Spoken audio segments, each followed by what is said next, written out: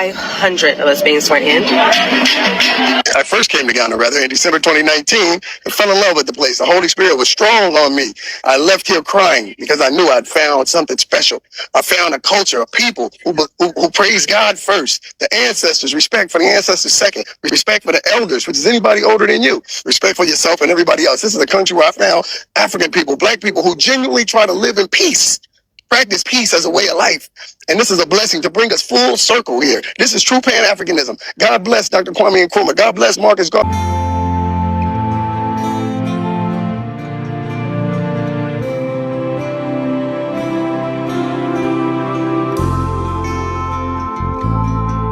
Hi guys, welcome to another interesting, intriguing, and most importantly, captivating episode right here on the stable of Chivik Inspirations. Exactly, guys.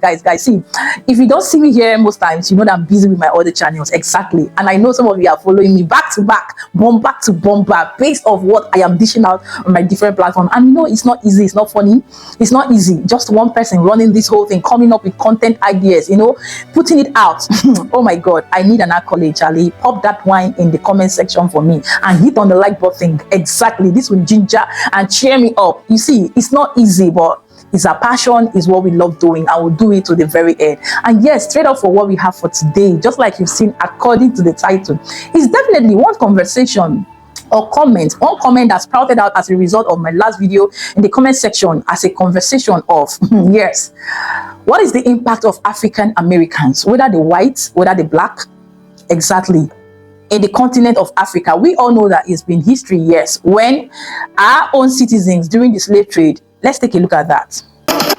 To a large extent, Black people have felt unaccepted and disconnected around the world. Now, this has been evident in the systemic inequalities, the racial discrimination, and the cultural displacement that continue to shape the Black experience. I am Ife Igwe reporting from Nigeria. This is the African Diaspora News Channel. So for many African Americans whose ancestors were forcibly taken from the African continent during the transatlantic slave trade, there's always been this longing to reconnect with their roots, you know, a desire to finally return home. And that's the reason why Ghana's initiative to grant citizenship to members of the African diaspora just feels like a significant, heartwarming step in the right direction. It's a way of saying, you're welcome here, you belong here. Welcome home, my brothers and my sisters. So recently it was reported that hundreds of FBAs were granted citizenship, and it was such a beautiful ceremony. Let's take a look and let's talk about this right after. I am headed to the Accra International Conference Center. There are 500 of us being sworn in. I first came to Ghana, in December 2019, and fell in love with the place. The Holy Spirit was strong on me. I left here crying because I knew I'd found something special. I found a culture, a people who praise God first. The ancestors, respect for the ancestors second. Respect for the elders, which is anybody older than you. Respect for yourself and everybody else. This is a country where I found African people, black people who genuinely try to live in peace. Practice peace as a way of life.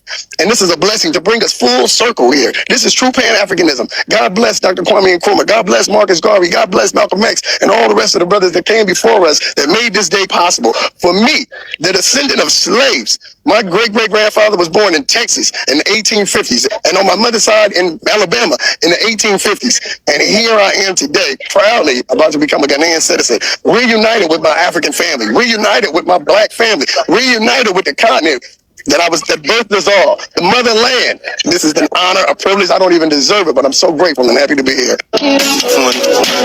So for my brothers and sisters out there who don't know, FBA is Foundation Black American, popularly known as African American. Dr. Umar was there, Yandy Smith, Ndisi, they also got their citizenships. Congratulations to them, and I'm sure it's super exciting. But here's where the story takes a twist. We also came across other videos showing that there were also white and Arab individuals who received Ghanaian citizenship.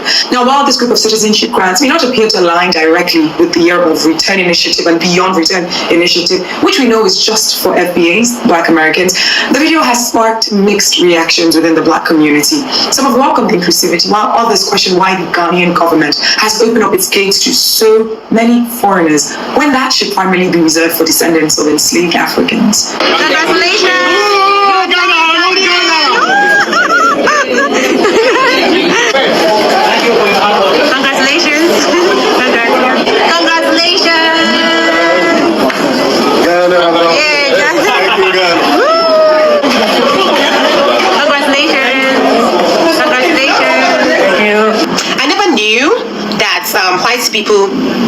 also going for the Ghanaian citizenship.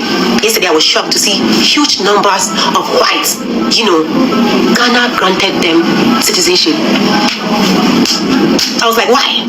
So let's break this down. What is the Ghanaian government trying to achieve?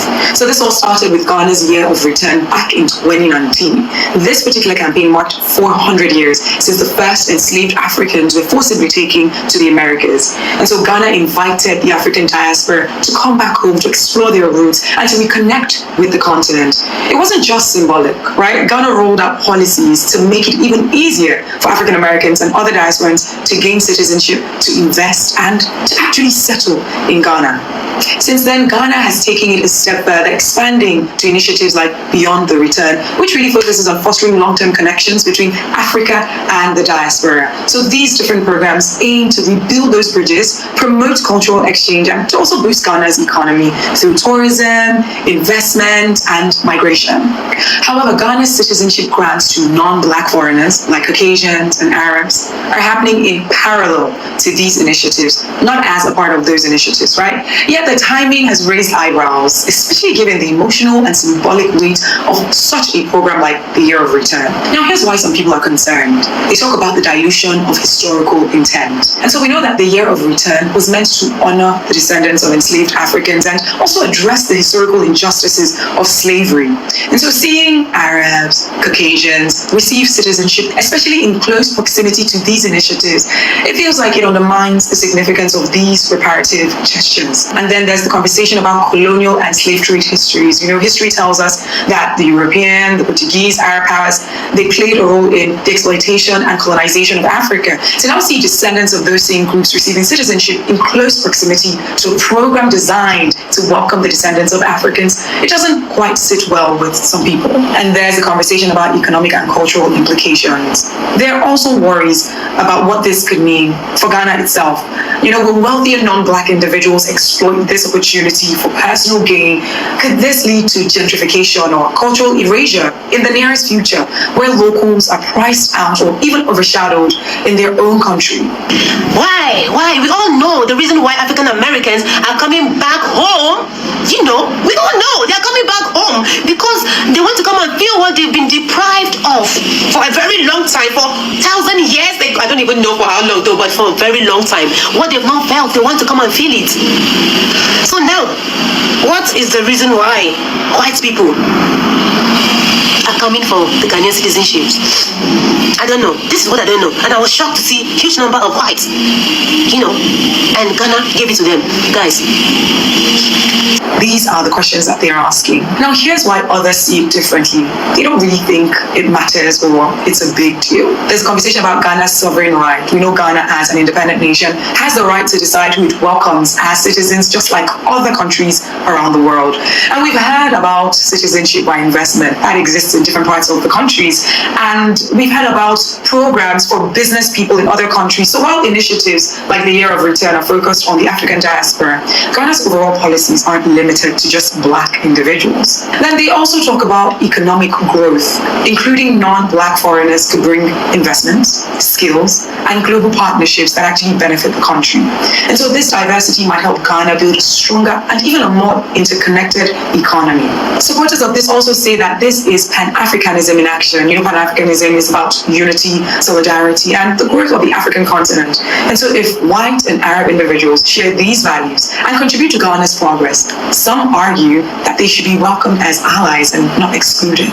Supporters of this inclusivity believe that at the end of the day, what matters most is why these individuals are even coming to Ghana in the first place.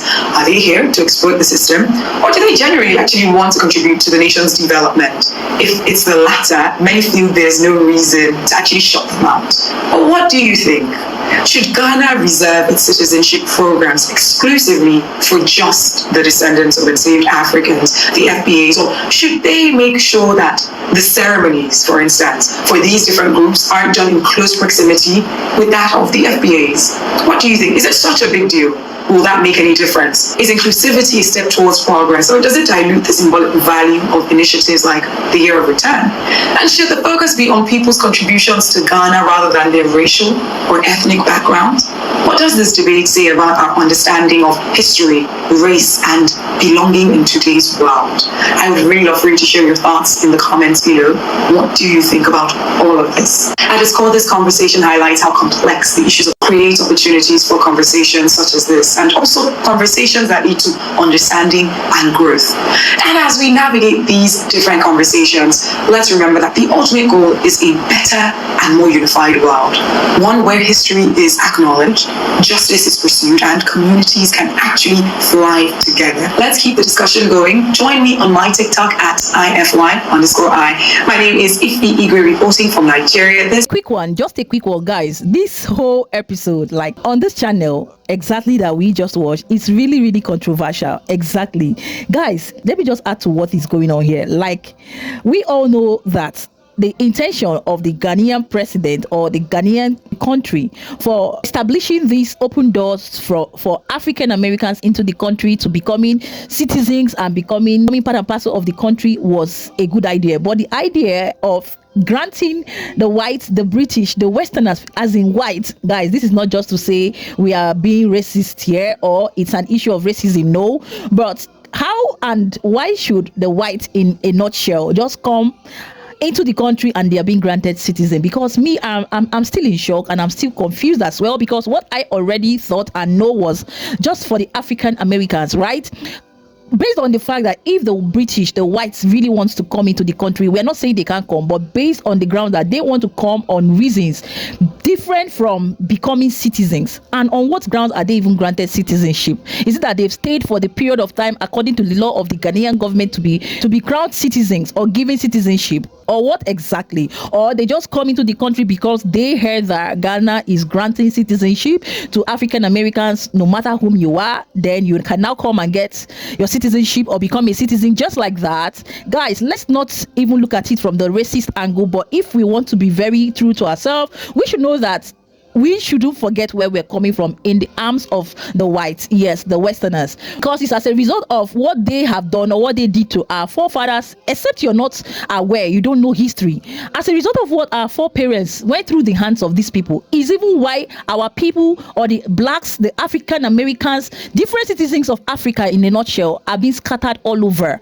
and some of them have even misplaced, lost their roots and their identity, right? Because for me, I see these people as they give you with the right hand, they take with the left hand. They're like, Satan, the devil. Nothing goes for nothing. They give you with one hand and they take with another. Let's not forget this. Because I'm still yet to understand why Ghanaian government will crown these people or give them citizenship just like that, guys. But if you say they should come into the country, they can't come into the country legally. Emphasis on legally. Invest, do business, and develop the country in a nutshell. So I just needed to, put this clarity here and understanding for us to understand what this clip is gravitating towards or what it is pointing out to us. So learn your lessons, understand it, and run with the message. Exactly. So let me know as well, because I might be wrong or right. I'm not trying to be a racist or bring up racism, but I'm just trying to let us know and be on the know, aware of what we have been through, where we're coming from, and what we stand to face, the risk involved in a nutshell, right? So let me know as well what you think based on this, and let's continue with the main motive why I'm even making this video, of what is even the impact of these people, African Americans, in a nutshell. Exactly. Now they are definitely looking for a way to go back to their root, and it is happening. And one country that has given that privilege, that's doors open for so many citizens cut across different countries back home to their root, is Ghana, and some other countries as well that are opening arms wide to welcome their own. And definitely not just welcoming them, crowning and making them officially citizens of the country. We saw that, right? And it's a welcome development. It's a good thing to say. That comment in my comment section last time was like, because of how the economy at the end of the day actually is, that it's not funny in most African countries. That's why they are opening the doors for African Americans to come and invest, to come and develop the country. So Charlie, this is the crux of the matter. Is it really a good idea? Is it really what it is? Or is that the main reason why African Americans should be welcomed, given their citizenship back home, to really develop the country? At this point, who am I to say yes or who am I to say no? I'm putting the cards on the table now. Let's talk. Yes, because when you look at the whole thing from the angle of how it's definitely going to add impact positively to these countries, especially, for instance, our case study in Ghana. Of course, indeed, it's definitely going to be a very positive impact in terms of social, economic, and cultural purposes, cultural reasons, cultural aspects, exactly, which at the end of the day will aid to the growth, the success, and the development of the country. Exactly. Why? Because let me break it down. You see, no country is an island, and no country can succeed on their own. And in West Africa, under ECOWAS, we know that it is free and open for us to interrelate, do things together, travel to each other's country, mingle, invest, coexist, and do great things. Regardless of the fact that today, what we see most times, most citizens from different countries come to constitute nuisance there. That is one thing you cannot take away at the end of the day, because it all boils down to individuals. But for the main goal, objective, and purpose, which is for the growth, the development, the peace, the comfort, the success of a country, I think that is the reason why this recent happening, from the beginning of citizens returning back home, the homecoming, the citizenship of African Americans is well deserving and well done, so that at the end of the day, it will not just be a thing for social lifestyle, social interaction alone, but for the growth, the development of the country. In terms of investment, we see that most times these people come, they put in massive investment structures, companies, different type, different kind, in the country, and at the end of the day, running it effectively well, regardless of the hurdles and challenges, and building it to that point where it establishes as a very solid, well reputable, outstanding international companies at the end of the day. Exactly. By not ripping the country off, yes, because they must definitely pay their taxes. As long as they are legal, well registered, taxes well paid in due course, exactly, then what is the point? It is a welcome development. And that's where I hold my waters to say that no country is an island. These people, at the end of the day, would stay in the country, especially as citizens, because if they are just foreigners that just come, invest, and go, they can disrupt the peace, they can disrupt the stability, the economy at the end of the day, and leave at the end, and nothing is going to happen. Rather, leaving the country worse than the state it was before they are coming. Exactly. And that's why I would say the idea of African Americans, other citizens who have left in terms of slavery and returning back home, is a welcome development that we are seeing. If you watch, research has proven and shown that they like it back home, and they are willing and ready to grow, develop, and settle in the country. Exactly.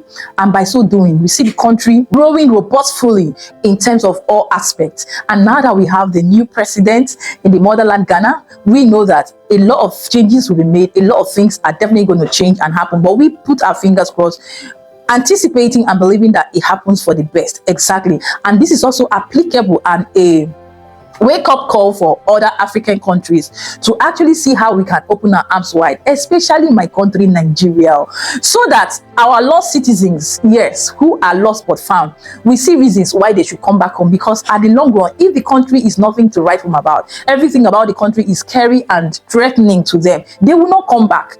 Because it's not safe. Why you see that it is succeeding and it's working effectively well for Ghana is because it is safe. And that's why the safety, the security of a country, it should be the topmost priority of their leaders and their citizens. And that's one thing Ghana has never failed in doing. So looking at Nigeria, which is my own country, and as well other countries in Africa, the question will be, how safe is this country?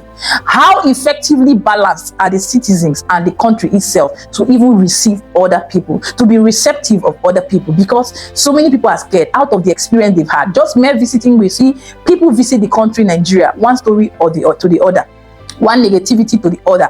Regardless, I know that there are still people who have returned and they are safe. Of course, we're in Nigeria, we're living here, we are safe. Not that we are really careless, but we are applying safety and precautionary measures for our own safety, and God being the ultimate safety, yes, is what has been keeping us. But as a country, as a nation, it's our duty and the duty of our leaders to make it safe by citizens not acting and perpetrating actions, evil, that will dent and ruin the image of the country the more. We are trying to save the name of the country Nigeria, right?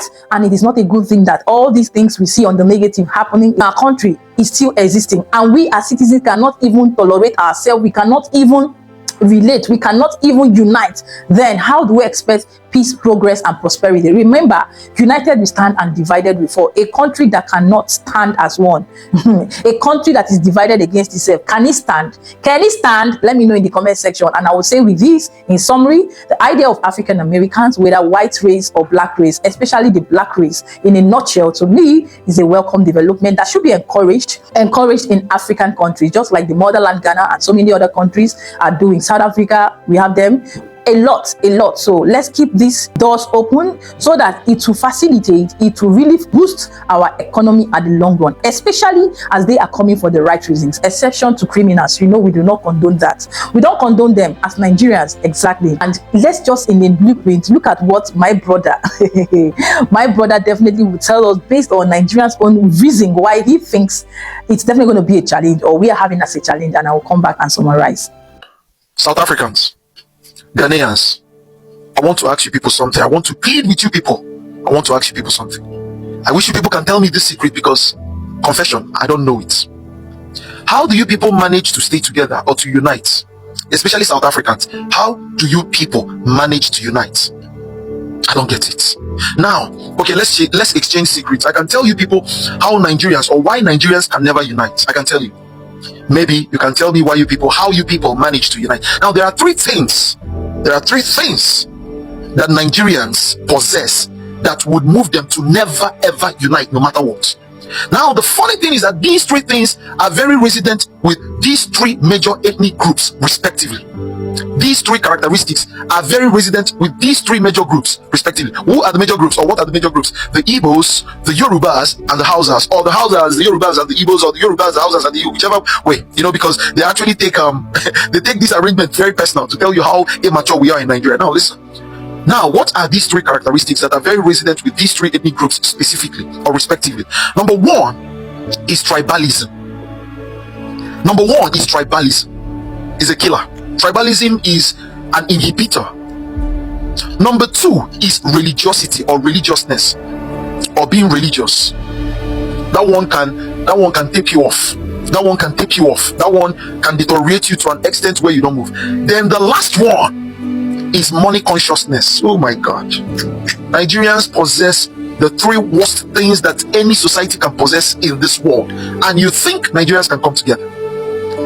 For the Hausa man is too religious. Islam is everything for him. I respect that. But when you're too religious, it becomes a problem. The Hausa man, the Fulani man, too religious. Islam is everything for him. Islam, whatever he tells him, Well, I'm just pointing these things out. So what I'm here to tell you is the truth. Number two is tribalism. The Yoruba man is tribalistic. Bigotry. Tribalistic. The Yoruba man, very, very tribalistic. So cunning. I'm telling you. So this tribalism has moved the Yoruba man to the extent that the Yoruba man is that cunning. Too cunning. You can never, ever trust a Yoruba man with any other tribe. That is impossible. Ce n'est pas possible. You can never, ever, no matter how good you think you're getting with a Yoruba man, he would betray you. He would betray you for his Yoruba brother. I'm telling you the truth. So this is the extent of their tribalism. Everything and everywhere is for a Yoruba man. Everything.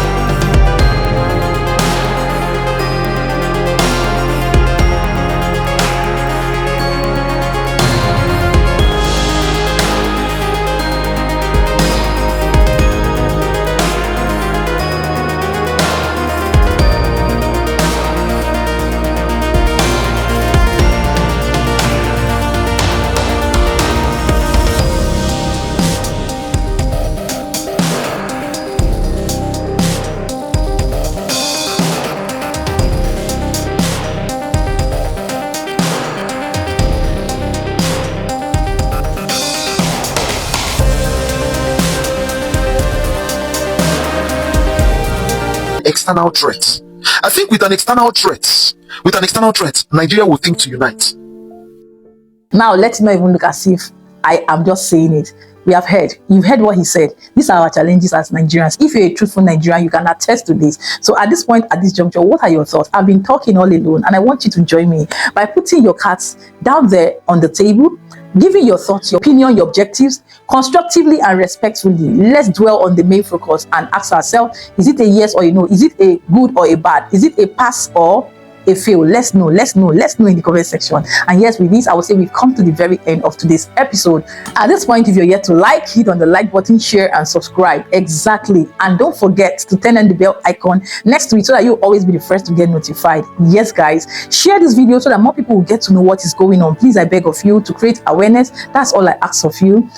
Please and please, I beg of you. Until then, keep it real, happy, safe, and blessed. I, your host, Civic Inspirations, will come again in my next episode. But for now, do have a peaceful, a blessed, and a successful day out there. Till I see you in my next one. Ciao, ciao.